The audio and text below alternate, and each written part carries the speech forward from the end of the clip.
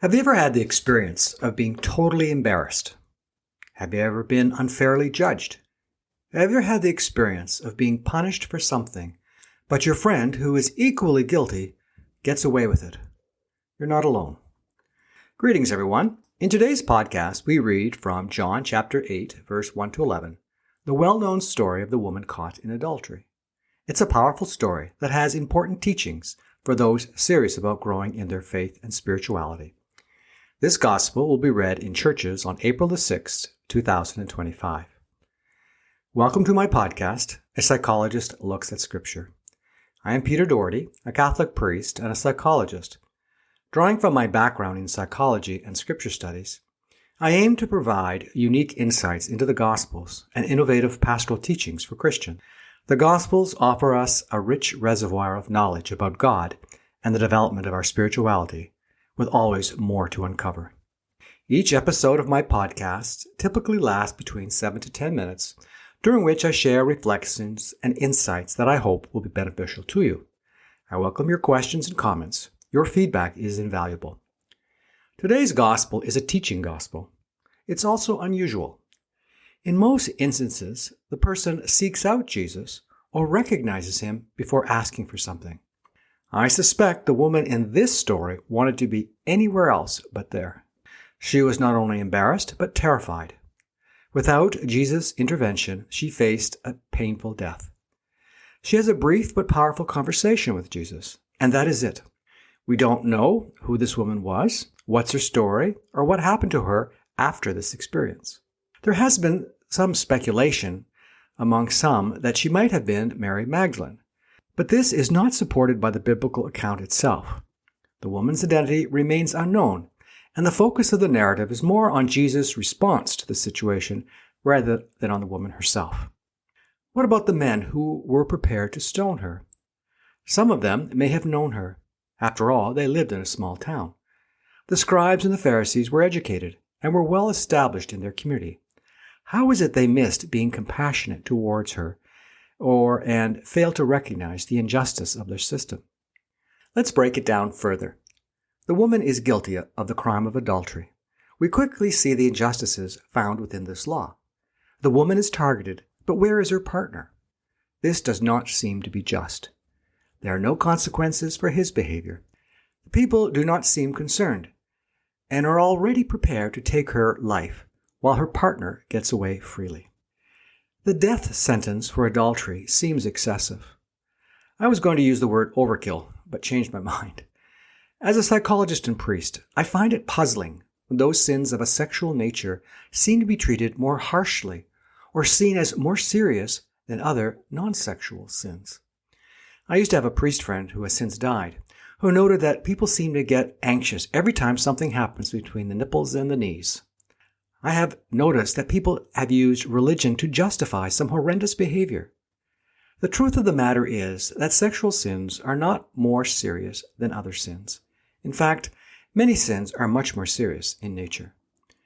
There should be a distinction from sins that originate from personal weaknesses and those sins that originate from malice. Many sins are fear-based. Our response to sin should be seeking understanding and being compassionate rather than judgment. Yes, of course, it is difficult to be compassionate with someone who has sinned against you. You might be better to be able to be compassionate if you understood where the person is coming from. You don't have to agree or accept their rationale for their behavior, but understanding can go a long way to help you be compassionate. Likely Jesus understood the woman when he said with compassion, "Do not sin anymore." Coming back to the scriptures, the scribes and the Pharisees are using her in order to trap Jesus in a no-win scenario.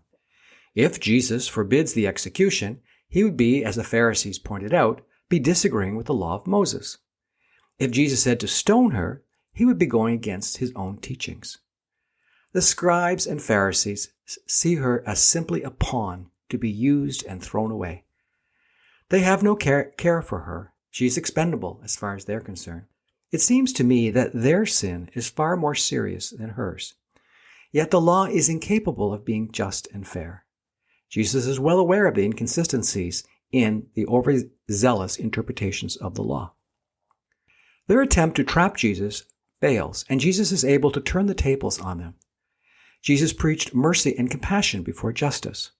Notice that he tells her not to sin anymore. He does recognize that she did wrong, but he is not going to get involved in a dysfunctional legal system. Like so many other recipients of the miracles Jesus performed, we don't know what later happened to her. I suspect her brief encounter with Jesus on that day would never be forgotten. Likely, that experience changed her life forever. Perhaps it would be a good spiritual exercise for us to reflect on life-changing experiences in our lives. I urge you to listen again to Jesus' words, that he did not condemn her. He didn't know her story, but he's not condemning her. Jesus' answer to the Scribes and Pharisees' question is a powerful call to self-reflection. This passage reminds me of the call by Jesus not to look at the speck in one's brother's eye while ignoring the plank in one's own eye. Matthew chapter 7, verse 3-5. Self-reflection is critical if we are going to grow in our relationship with God. It's not always easy to look at ourselves and acknowledge mistakes and areas where we need to grow. It's emotionally easier to become defensive and to blame rather than take full responsibility for our actions and thoughts. The idea is not to put ourselves down, but rather recognizing the truth in our lives. It's also empowering, as in most cases, we have the opportunity to make changes in our lives. In the Catholic tradition, there's a practice known as the examination of conscience. On a daily basis, usually at the end of the day, the individual would spend about 10 minutes reflecting on the day's experiences. They would focus on situations and reflect on what they learned from the experiences and how they could do better. It is an excellent practice to develop one's spirituality. The only thing I would add is to make sure you spend some time reflecting on some of your successes during that day as well. If you have a trusted friend who will tell you the truth, listen to their perspective and how they see you. They may be able to offer you some valuable feedback. Even if you disagree, there may be valuable truths that you would benefit from. Having a spiritual director can be invaluable in helping you grow in your spirituality. Being open and honest to yourself is critical for spiritual growth. Thank you for listening. Join me next week as we delve into a passage from Luke where Jesus is having his last meal with his disciples. He knows his time is short, so we will hear much of his parting teachings. If this is your first time tuning in, I encourage you to explore various episodes available on various podcast platforms and also YouTube. New episodes are released every Sunday focusing on the upcoming week's gospel. Your feedback is invaluable for enhancing this podcast. I'd like to express my gratitude to my team members, Heather Patel-Doherty and Richard Coulombe, whose contributions are essential in preparing this podcast. For any questions or concerns, please reach out via email at peter.doherty, DOHERTYOMI, @gmail.com. God bless you all and have a blessed week.